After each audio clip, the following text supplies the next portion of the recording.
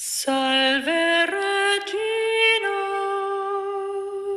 Mater Hola comunidad de Círculo Logos y Círculo Logos Radio, ¿qué tal? ¿Cómo se encuentran el día de hoy, domingo 20 de abril del 2025? Misericordiae, nostra salve. Esperando se encuentren muy bien y que sigan pasando unas buenas vacaciones e incluso si estás chambeando, también esperamos estés muy, pero muy bien. Pues estamos pasando una semana importante que se denomina Semana Santa, hoy domingo de Pascua, donde las calles de gran parte del mundo se adornaron de morado y blanco. Se realizan tapetes en el piso, se realizan procesiones y el Vía Crucis. Pero ¿de dónde surgen estas tradiciones y formas? ¿Por qué realizarlas? Independientemente de la religión que profesemos, sabemos que, aunque quizás no profundamente, sabemos un poco de la vida y muerte de un hombre llamado Jesús, hombre sabio que nos relatan las escrituras de la Biblia, como por ejemplo en Mateo, Marcos, Lucas y Juan. Muchas versiones se han relatado de esta interesante vida y procesos de la vida de Jesús.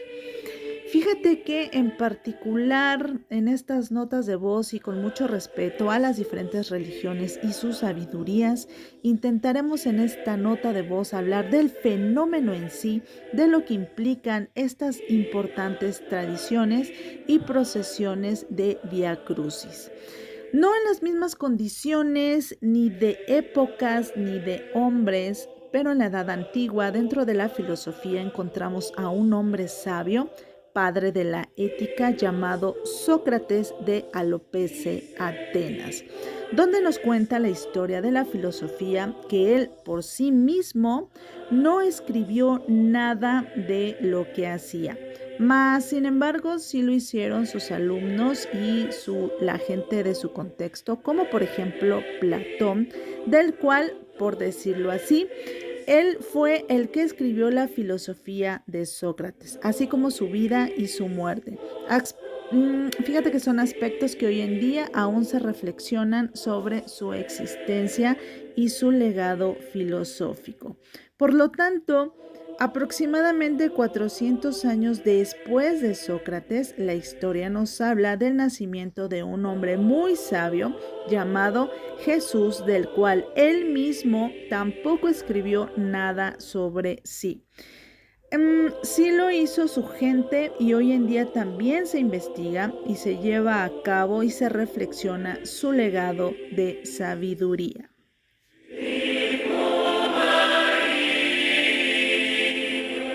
Pues hombres sin duda totalmente enigmáticos, ¿qué más?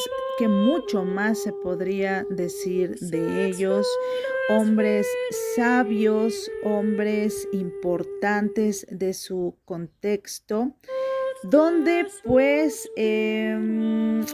Sócrates, podríamos decir, un hombre también rodeado de mucha sabiduría, místicos por supuesto, que la historia se niega a dejarlos de mencionar.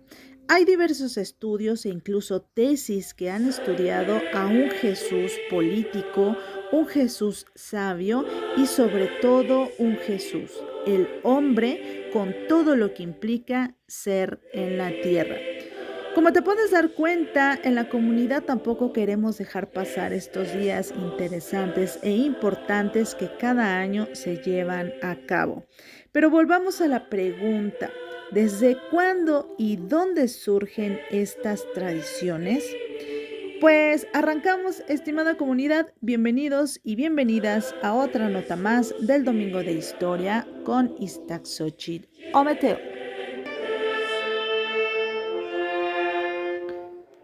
Pues bueno, te mencioné a Sócrates y Jesús y también mencionamos que son diferentes, obviamente, cada uno en su contexto y por lo tanto no vamos a caer en el error de hacer ni en su vida ni en su filosofía similitudes.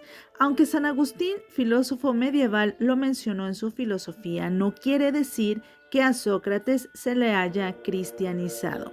Aquí el punto quizás en que convergen es que su sabiduría y conocimiento fue oral, hereditario, y que hablaron o escribieron personas sobre ellos. Y también se me olvidaba su inmensa sabiduría, coraje, fuerza y liderazgo de la que nos habla la historia de ellos y la búsqueda de transformación de sociedades, si no me equivoco, hacia el bien común.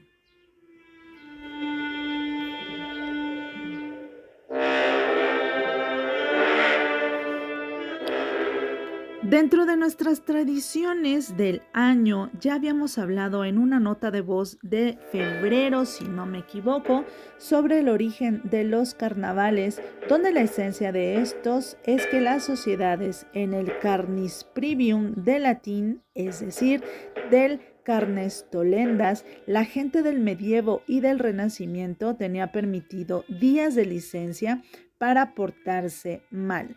Por decirlo así, para entonces después quitarse la carne y darle paso a la cuaresma.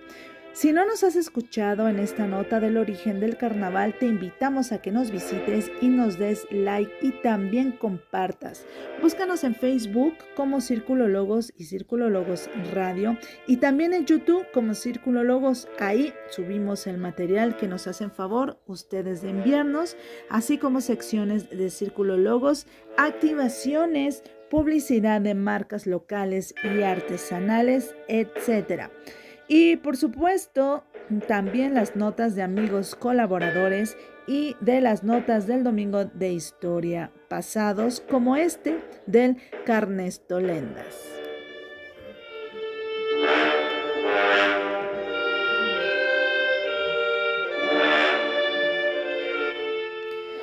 Y bueno, si el origen de Carnestolendas se dio en el medievo, pues entonces el origen de las procesiones fue en las mismas épocas de la línea del tiempo.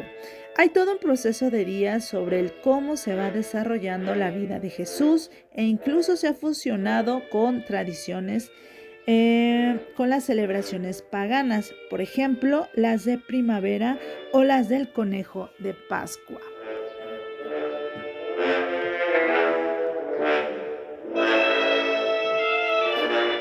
Sin olvidarnos también que por ahí encontramos en marzo, por ejemplo, el equinoccio de primavera. Se menciona que fue en los hebreos antiguos, donde se origina la Pascua, relacionado a la celebración judía, donde se da el éxodo israelita de Egipto. La Pascua que hoy conocemos tiene su origen también en la resurrección de Jesús y celebraciones de primavera, como te estaba mencionando.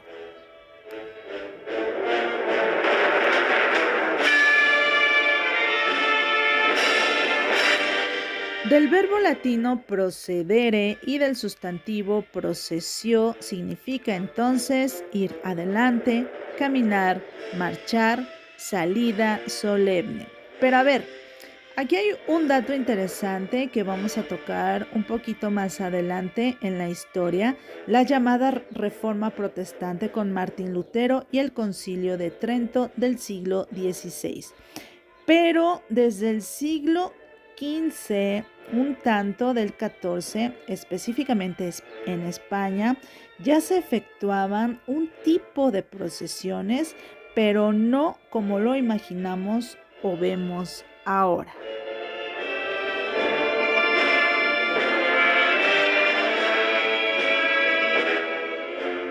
Corría el siglo XVI, no, específicamente el XV en España. En este contexto de por sí rendían culto a imágenes públicamente, pero aquí hay un punto importante, que la religiosidad medieval era rotundamente comunitaria.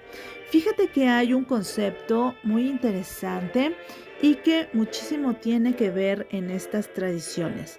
En lo particular, en nuestras clases de historia que ahorita estamos tratando con los chicos, Estamos tocando el tema del virreinato y la conformación de las castas y clases sociales en la Nueva España. Específicamente te estoy hablando de las cofradías y de las hermandades. Estas tenían el objetivo de congregarse para realizar obras en pro del bien y, por supuesto, de la caridad. Eran grupos de sociedades organizadas para el apoyo de la iglesia, de lo político, lo económico y social también. Estas cofradías también eran y son laicas, y si hablamos de política, de lo económico o de lo social, no necesariamente había cofradías espirituales.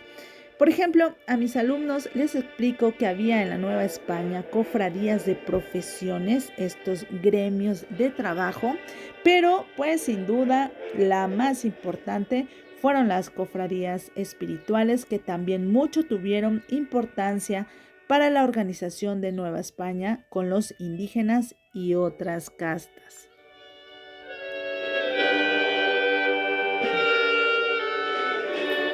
Pero volvamos a España medieval. Lo que te quiero compartir es que la gente de esa época como que se aliaba a una imagen religiosa. De ahí los santos en las imágenes y los festejos de los santos y nombres. ¿Quién hoy sigue festejando su santo como si fuera su cumpleaños? Pues bien, emana de aquí. Había una muy estrecha vinculación con las imágenes o símbolos religiosos con la gente, pues ya de por sí por su oficio o su día de nacimiento. Esto era porque existía una fiel creencia de protección y tranquilidad. Esto obviamente también llegó a Nueva España.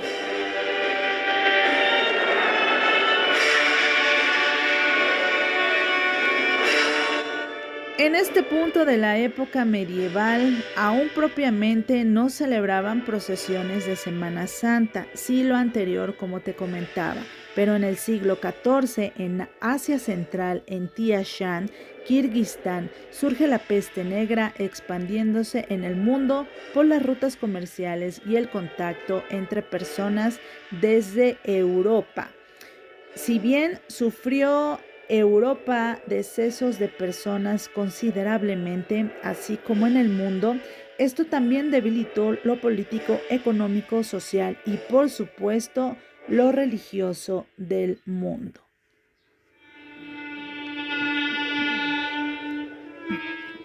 Pues bien, ¿cuál era la sanación o solución que buscaron en ese momento, aparte de remedios locales?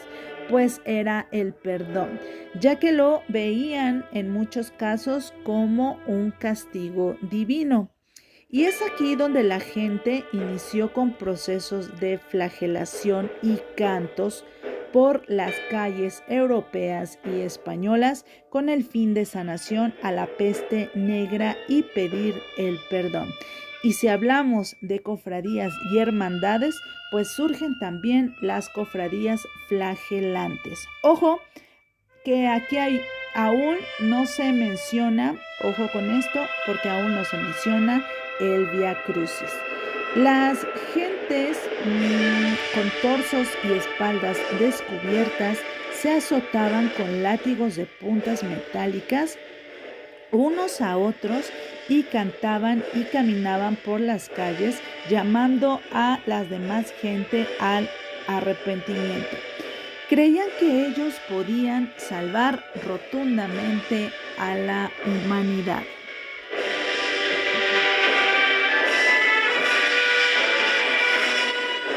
Fíjate que de aquí pues surge lo que es el capirote, que ya de por sí usaban las personas, pero para aquellos que eran castigados ante la ley, una ley medieval sagrada, donde la cofradía flagelante adoptó para su procesión. Por lo cruel y el impacto que profesaban en las calles y en sus cuerpos, se vio como aquelarres de gemidos, latigazos y azotes que no le gustó al cristianismo, dándole la vuelta entonces y retomar la resurrección, es decir, donde efectivamente venimos a sufrir, dice la iglesia, pero también a resurgir, donde hay lágrimas, pero también hay dicha.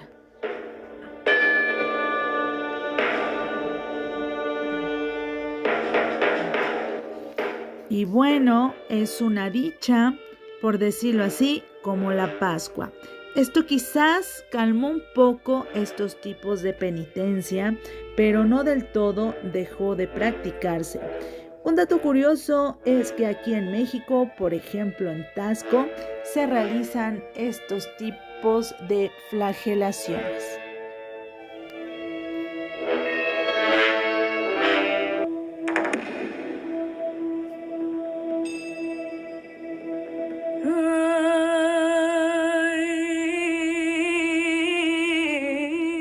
Y dentro del siglo que estamos tratando, siglo XV y propiamente entonces el siglo XVI, muchas cofradías realizaban sus cultos y veneraciones dentro de capillas.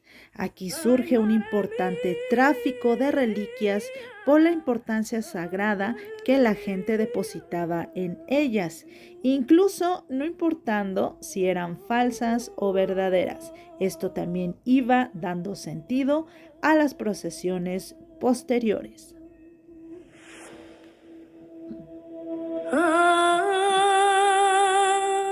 A mediados del siglo XV, al sur de España, el fraile dominico beato Álvaro de Córdoba, por casualidad, al peregrinar a Tierra Santa, observó que franciscanos viajaban con rezos y cantos y con una cruz en la espalda. El mismo camino, qué curioso, que recorrió Jesús, lo cual realizó en su orden este fraile y se fue extendiendo en toda Europa poco a poco. Esta práctica fue bien vista por las órdenes papales de la época, ya que muchas órdenes religiosas de esas épocas, por cuestiones económicas o de tiempo, no podían estar viajando a Tierra Santa, y esta práctica aún de lejos hacía penitencia y les hacía recordar a Jesús. Estas procesiones eran de noche y eran del Jueves Santo al Viernes Santo. La famosa madrugá española, que de hecho te puse el audio en la anterior nota, pues claro, entonces las cofradías flagelantes no dejaban por su parte de hacer lo suyo al mismo tiempo. Entonces se muestran las procesiones públicas con capirotes y espaldas desnudas, aunque aún no hay imágenes más que la vera cruz, o sea, la verdadera cruz. Y entonces, ahora sí, traemos a Martín Lutero.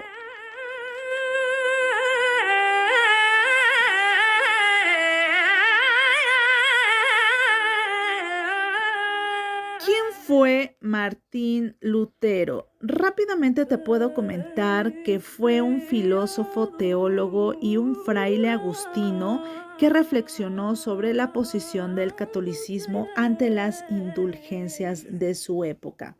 Siglo XV-XVI, específicamente en Alemania. Fue excomulgado por el Papa León X, 1521, y considerado hereje por Carlos V. El Concilio de Trento se realizó en respuesta a la Contrarreforma protestante para tratar la doctrina católica urgentemente.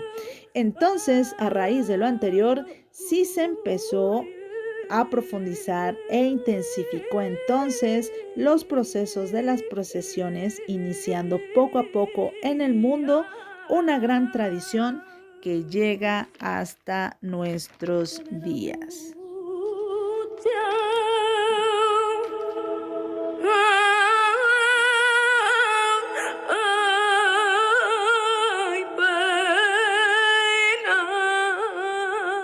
finales del siglo XVI, todo lo mencionado ya estaba como preparado para intensificar entonces las procesiones, pero ahora con imágenes y con escenas de la pasión de Cristo. Sucedieron personajes y hechos históricos como invasiones o guerras que trataron de desarmar estas procesiones, como por ejemplo la de Carlos III, donde no le agradaban estas prácticas. Sin embargo, no lograron deshabilitarlas. Llegó un momento en que las cofradías tenían tanto poder que parecía se manejaban independientemente de la iglesia. Bueno, pues fíjate que hay estudios que hoy en día se busca entender estas formas de organización de las cofradías o de las hermandades. Sin embargo, se dice ha dado un paso más de identidad, de tradición y de cultura que han sobrepasado incluso lo religioso. Bueno, mucho hay que decir del tema del origen de las procesiones y cómo se fueron formando a lo largo de la historia. Y no sé ustedes, pero no deja de ser impactante las formas en que todavía hoy en día las cofradías en diversas partes del mundo conservan desde épocas medievales. Solo basta ver año con año sus procesiones como las de Guatemala. Te invito a que observes estas procesiones de Guatemala, de Tasco Guerrero, de España por supuesto, Roma, Argentina, Puerto Rico, Asia, Perú, etc. Y por supuesto también en México como en Iztapalapa, donde esta tradición del Vía Crucis surge también de la peste negra, pero venida a América Latina.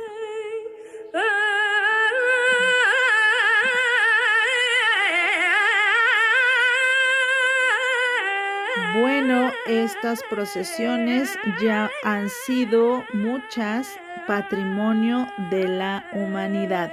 En Puebla sin duda también se hacen grandes procesiones donde hay una organización desde los pasos marcados para cargar las imágenes hasta todavía estandartes medievales y sus túnicas de colores, donde el morado, por ejemplo, representa sacrificio y penitencia, el rojo sangre, verde esperanza, negro luto y blanco pureza.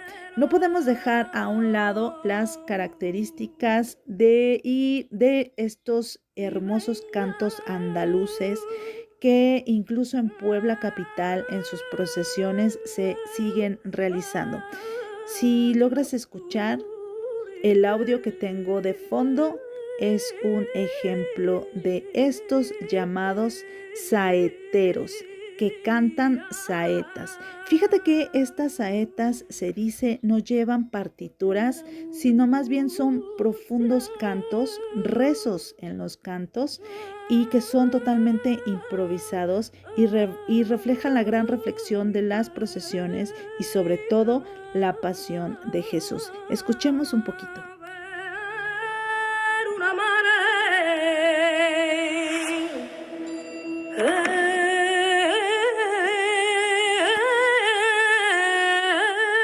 No podemos dejar de mencionar tampoco que hay tambores, que se utilizan tambores y también se utilizan matracas, que son instrumentos fundamentales en estos procesos fúnebres que sin duda se logran sentir en estas épocas. Bueno, pues son contextos y fechas de reflexión, de profundización, de luto, como lo menciona la tradición de las procesiones desde la época medieval. Listo, estimada comunidad, pues he intentado compartirte un hecho en sí para que entonces junto con tus conocimientos y los hechos históricos, pues vayamos formando entonces los caminos, tus caminos de la historia. Muchísimas gracias, estimada comunidad, por habernos escuchado y si llegaste hasta aquí, hasta estos minutos, realmente muchas gracias. Y te invitamos el próximo domingo a otra nota más del Domingo de Historia con Ixtaczochitl o Meteor. Desde aquí, un fuerte abrazo y bye.